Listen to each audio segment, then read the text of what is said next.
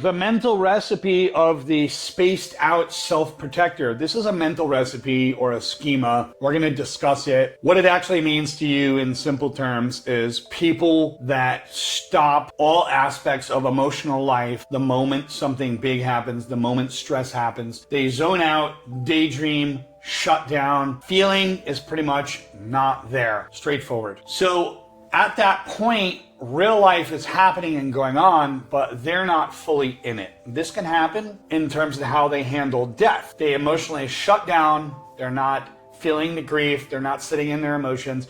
Nothing gets processed. Nothing gets felt.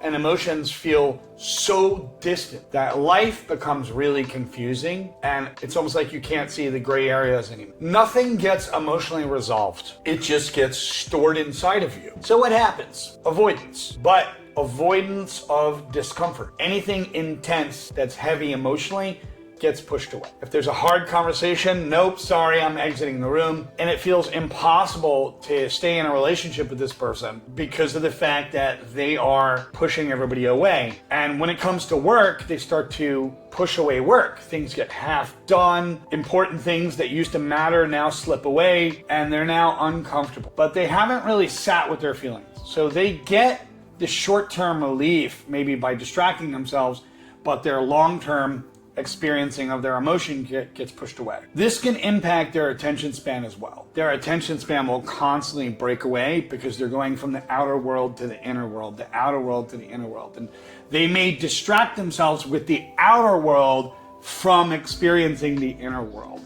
And their thoughts will just switch. They'll toggle during the day, just go from life externally to internally. So what happens is their attention becomes all over the map and they have a hard time keeping it together. But it gets to a point where they start to disconnect from other people. They also disconnect from themselves as well. So the more stress, the more escape they actually feel, and then the less strength they're building because they're not sitting in the emotion. So it becomes a pattern. Stress, disconnect, escape, temporary relief, and of course, sometimes isolation in the whole process. So we could look at this because this mental recipe of protection, it protects you in the short term. Because what it does is it pulls you out of your emotional inner world, the discomfort of the inner world, and it puts you into constant external distraction. And it stops your ability to stay present with life, feeling everything fully as it's happening and understanding it. This could happen to a lot of people. Now,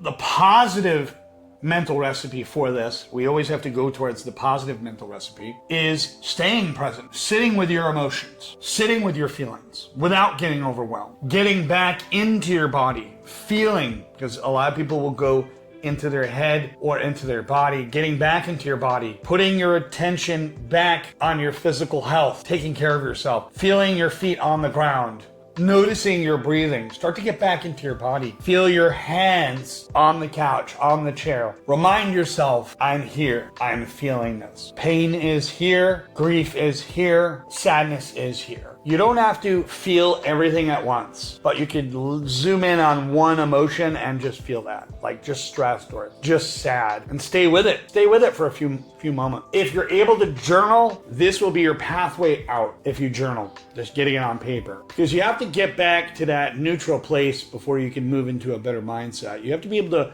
build your comfort again without getting flooded full of emotions. Look around you, become mindful, be in your body, look around you and notice what's going on in the room.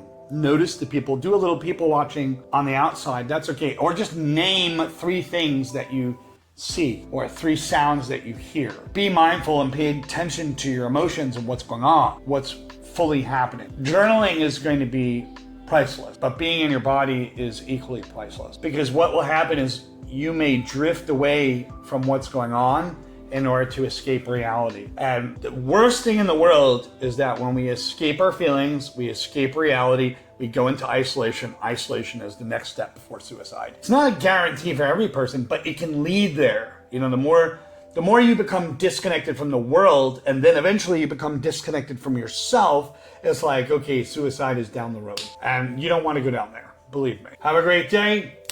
Mario Leone, Voices of Victory. Don't forget to check out my Roku channel. You can check it out, listen to me through there. You can go to Podbean, listen to me there. If you're a person that has disconnected from their own feelings, comment below. Feel free to tell me the story below. I'm Mario Leone, signing off. Take care.